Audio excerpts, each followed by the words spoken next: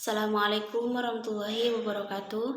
Kami dari kelompok 2 yang beranggota 2 orang. Saya sendiri Nailia Dewi Yulianti dan Maftum Ilfia.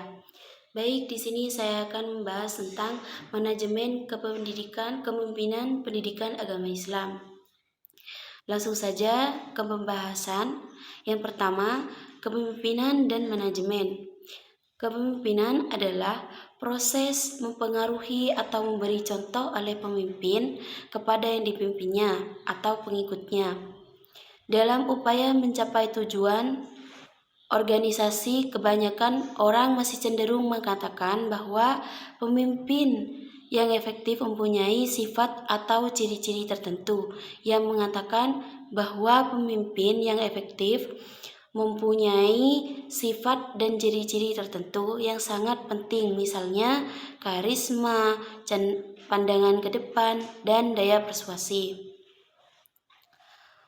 Maka dapat dikatakan bahwa kepemimpinan adalah seni untuk mencapai kesesuaian pemahaman, bentuk persuasi, dan inspirasi kepribadian yang mempunyai pengaruh tindakan dan perilaku. Dan yang kedua adalah pengelolaan administrasi guru peserta didik. Pengelolaan administrasi guru dan peserta didik dilakukan oleh guru berkewajiban mengisi daftar hadir peserta didik dan guru juga membuat catatan tentang kejadian-kejadian di kelas berdasarkan formal yang disediakan. Guru mengisi laporan kemajuan belajar peserta didik. Dan yang ketiga, profil dan persyaratan guru yang profesional. Profesi guru masih dihadapkan kepada banyak permasalahan karena profesi guru merupakan suatu proses yang sedang tumbuh. Semua permasalahannya harus relevan untuk dibicarakan. Salah satu di antaranya, profesi harus melalui pendidikan tinggi keguruan. Hal ini sejalan dengan Undang-Undang Nomor 14 Tahun 2005 Pasal 8 menyatakan guru wajib memiliki kewajiban akademik, kompetensi, sertifikat pendidikan, sehat jasmani dan rohani, juga memiliki kemampuan untuk mewujudkan tujuan pendidikan nasional. Kemudian pasal diperoleh melalui pendidikan tinggi, program sarjana atau program diploma 4. Pembahasan pada bagian ini mengenai standar yang dipermasyarakatkan menjadi guru yang profesional. Meningkatkan kualitasnya, standar profesional guru di Indonesia dan kode etik kepribadian guru. Mungkin hanya itu dari saya, selebihnya dilanjutkan oleh pemateri kedua. Assalamualaikum warahmatullahi wabarakatuh. Saya di sini sebagai pemateri kedua akan mempresentasikan materi D. Mempunyai kompetensi pedagogik, kepribadian, profesional, dan sosial. Kompetensi pedagogik terkait dengan kesungguhan dalam mempersiapkan pelajaran, kemampuan mengelola kelas, kedisiplinan, dan kepatuhan terhadap akademik. Kemampuan melaksanakan penilaian prestasi belajar peserta didik, objektivitas dalam penilaian terhadap peserta didik. Kompetensi profesional menjadi penguasaan bidang keahlian yang menjadi tugas pokoknya. Kemampuan menunjukkan keterkaitan antara bidang keahlian yang diajarkan. Yang kedua, manajemen pendidikan Islam. Dari beberapa uraian manajemen dan pendidikan Islam ternyata adalah penggabungan dua ilmu, yaitu manajemen dan pendidikan Islam. Menurut Profesor Dr.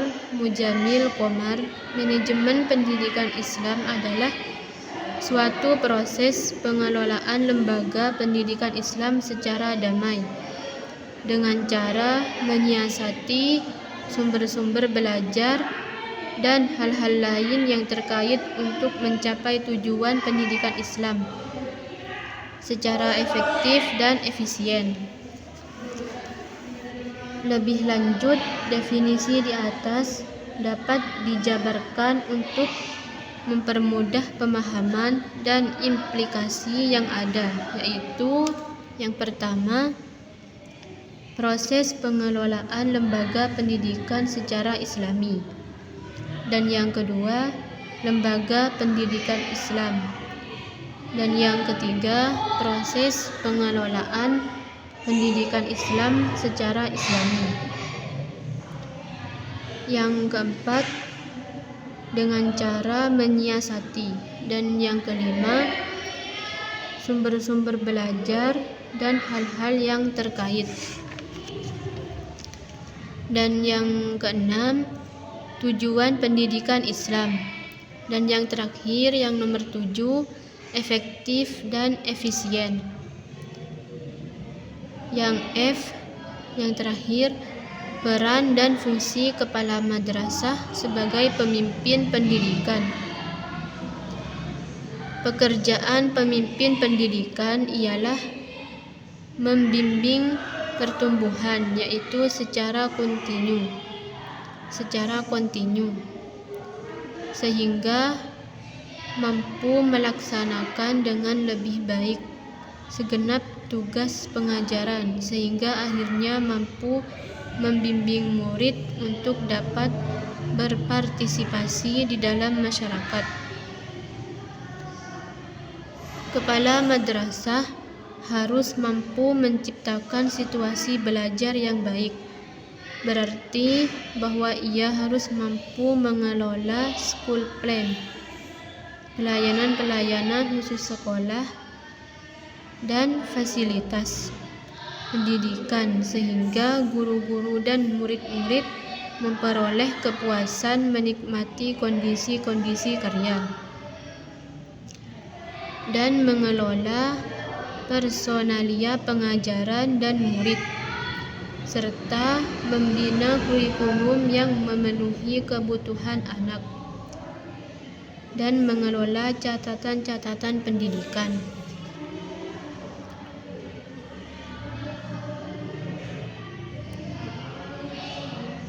Kepala madrasah harus mampu menciptakan situasi belajar yang baik. Berarti bahwa ia harus mampu mengelola school plan, pelayanan khusus sekolah, dan fasilitas-fasilitas pendidikan, sehingga guru-guru dan murid-murid memperoleh kepuasan menikmati kondisi-kondisi karya, dan mengelola personalia pengajaran dan murid, membina kurikulum yang memenuhi kebutuhan anak, dan mengelola catatan-catatan pendidikan. Mungkin cuma itu dari saya. Sekian. Wassalamualaikum warahmatullahi wabarakatuh.